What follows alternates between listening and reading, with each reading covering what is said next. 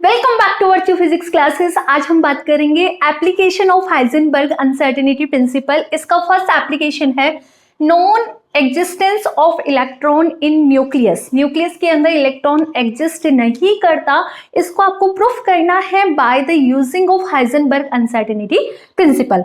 तो कैसे करें इसको स्टार्ट? देखो, एटम के बारे में आप क्या जानते हो? एटम, जब भी हम एटम की बात करते हैं तो फर्स्ट हमारे दिमाग में एक ही चीज आती है, this is the smallest unit of matter.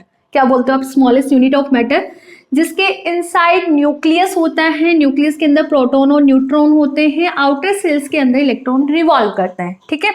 और न्यूक्लियस का साइज भी बहुत ही ज्यादा स्मॉल होता है। और इसकी रेडियस की हम बात करें तो this is 5 × 10⁻⁻15 metre and this is 5 fermi. क्या बोलते हो आप? This is 5 fermi. इतना हमें पता है, तो क्यों ना हम इसी नॉलेज का यहाँ पे फायदा उठाए और हाइजेनबर्ग अनसर्टेनिटी प्रिंसिपल अप्लाई करके देख लेते हैं कि यहाँ पे इलेक्ट्रॉन एग्जिस्ट करता है न्यूक्लियस में या फिर नहीं करता, ठीक है। तो सबसे पहले हम यहाँ पे कंसिडर कर लेते हैं कि इलेक्ट्रॉन न्यूक्लियस के अंदर एग्जिस्ट करता है, फिर उसको हम गलत प्रूफ कर देंगे। यदि वो गलत प्रूफ हो जाता है तो मतलब हम जो कंसिडर करके चल रहे हैं वो रॉन्ग है। So now if we consider electron exist in nucleus, okay, and radius of nucleus is approx 5 fermi, okay, या फिर हम r बात करें 5 × 10⁻⁻15 मीटर, ठीक है।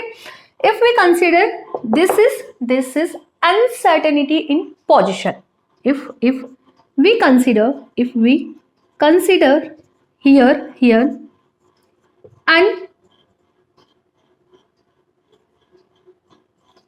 uncertainty in position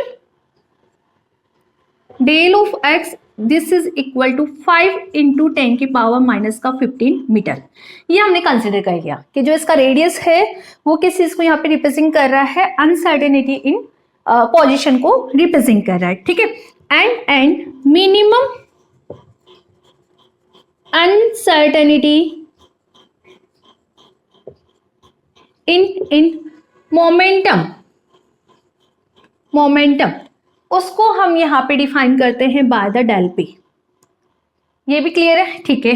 अब वी नो वेरी वेल कि जो डेल एक्स डेल पी है this is always greater than equal to h/2 and here h कितना होता है? 1.054 × 10⁻⁻34 जूल सेकेंड, इतना हमें पता है। ओके, सो नाउ यदि मैं बात करूं यहाँ पे अनसर्टेनिटी इन मोमेंटम क्या है? मिनिमम है। क्या है? मिनिमम है। तो हम यहाँ पे बोल सकते हैं ना कि del p del x is equal to h/2। इसकी मिनिमम वैल्यू तो h/2 ही होती है, इससे कम तो पॉसिबल है ही नहीं, इससे ज्यादा ही होगी क्योंकि ग्रेटर देन और इक्वल टू का साइन होता है यहाँ पे, ठीक है। तो बेटा मैं यहाँ से बात करूँ डेल पी, तो आप क्या बोलोगे? Del p is equal to h/2 multiple del x. बताओ होगा नहीं होगा? होगा ना। तो यहां से हम अनसर्टेनिटी इन मोमेंटम निकाल लेते हैं। अनसर्टेनिटी इन मोमेंटम कितना आ रहा है? h मुझे पता है 1.054 × 10⁻⁻34 होता है। It's divide by 2, it's multiply by del x. Del x क्या है यहाँ पे? फर्मी रेडियस, जो फर्मी है आपका 5 fermi, 5 × 10⁻⁻15। If we simplify this, दोनों को मल्टीप्लाई करोगे 10⁻⁻15 में से एक गया 10⁻⁻14, ऊपर गया 10⁻⁻14 तो 10⁻+14 माइनस का 34 में से आप +20 कर दो, कितना बचा? 10⁻⁻, कितना बचा है? सॉरी 10⁻⁻14 ऊपर गया ना, तो +14 मतलब 20 बचा। तो आप यहाँ पे बोलोगे 10⁻⁻20, सिंप्लीफाई कर लेना, ठीक है। तो 1.054 × 10⁻⁻20 मीटर पर second, P equal to mv, m का हो गया किलोग्राम और मीटर पर सेकेंड हो गया वेलोसिटी का। तो इस तरह से हमने मिनिमम अनसर्टेनिटी इन मोमेंटम निकाल लिया, ठीक है। यहां तक कोई डाउट है? नहीं है। This is uncertainty, TAINTY, uncertainty in momentum. यहां तक मुझे समझ आ गई, ठीक है बेटा। मैं यहां पे बात करूं एक इक्वेशन एनर्जी मोमेंटम इक्वेशन की, energy momentum equation, E square equal to होता है आपका P square C square plus M naught square C की पावर 4 होता है ना। और यदि मैं इलेक्ट्रॉन के लिए बात करूं तो मास ऑफ इलेक्ट्रॉन कितना होता है 9.1 इंटू 10 की पावर माइनस का 31 10 की पावर माइनस का 31 केजी, ठीक है। तो बेटा इन दिस टर्म हम बोल सकते हैं P square C square is much much greater than M naught square C की पावर 4, बोल सकते हैं ना, ठीक है। तो यहां से इस वाली इक्वेशन में ये जो सेकंड वाली टर्म है इसको मैं नेग्लेक्ट कर दूं, क्यों, क्योंकि ये तो बहुत छोटी है। तो remaining term is E square equal to P square C square, या फिर हम बात करें E equal to P C, root square ले लो दोनों तरफ, ठीक है। तो यहां से ई कितना आ रहा है, P come on students by the about question 0.54 into 10 की पावर माइनस का 20, it's multiply C, C is the velocity of light which is 3 into 10 की पावर 8 मीटर पर सेकेंड। बोलो होती नहीं होती, होती है, ठीक है। So now if we simplify this, तो एनर्जी की वैल्यू बताओ, कर लोगे क्या आप इसको सिंप्लीफाई, कर लो। 3 चौक 12 हासिल का 1, 3 5 15 1 16 और 3 3.162, it's multiply by equal to आपके पास है पी सी 3 -20 में से 8 गए यहाँ पे, 10 की पावर -12 आपके पास यहाँ पे रहा, 20 में से 8 गए, 10 की पावर माइनस का 12, ठीक है। अब इसको हम चेंज कर देते हैं इलेक्ट्रॉन वोल्ट में, 1.6 इंटू 10 की पावर माइनस का 19, ठीक है।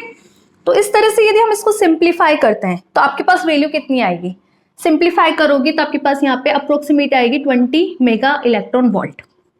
This is value of energy which is minimum, ठीक है।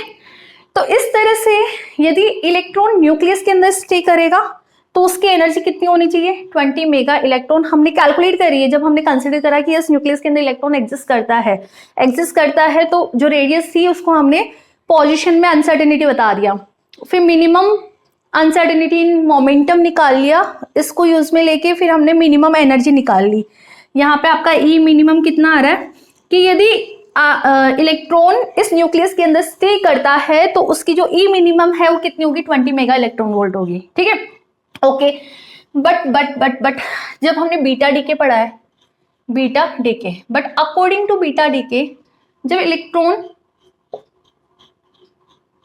इमिट होता है तो उसकी जो एनर्जी है वो 2 से 3 मेगा इलेक्ट्रॉन वोल्ट होती है। तो क्या यहाँ पे ज्यादा डिफरेंस नहीं आ गया, एक तरह से आप बोल रहे हो इलेक्ट्रॉन न्यूक्लियस में स्टे करता है तो उसकी एनर्जी हमने कैलकुलेट करी, minimum energy 20 mega electron volt है। बट जब हम बीटा डीके का स्टडी करते हैं अकॉर्डिंग टू बीटा डीके, किसके अकॉर्डिंग, बीटा डीके के अकॉर्डिंग, जो इलेक्ट्रॉन है इजेक्शन जो होता है इलेक्ट्रॉन का, उसका एनर्जी होता है 2 से 3 mega electron volt which is contradictory, यहाँ तो बहुत कम एनर्जी है। So electron is not existence in nucleus, समझ आया। इस तरह से हमने यहाँ पे प्रूफ करा है कि जो इलेक्ट्रॉन है वो न्यूक्लियस के अंदर एग्जिस्ट नहीं करता।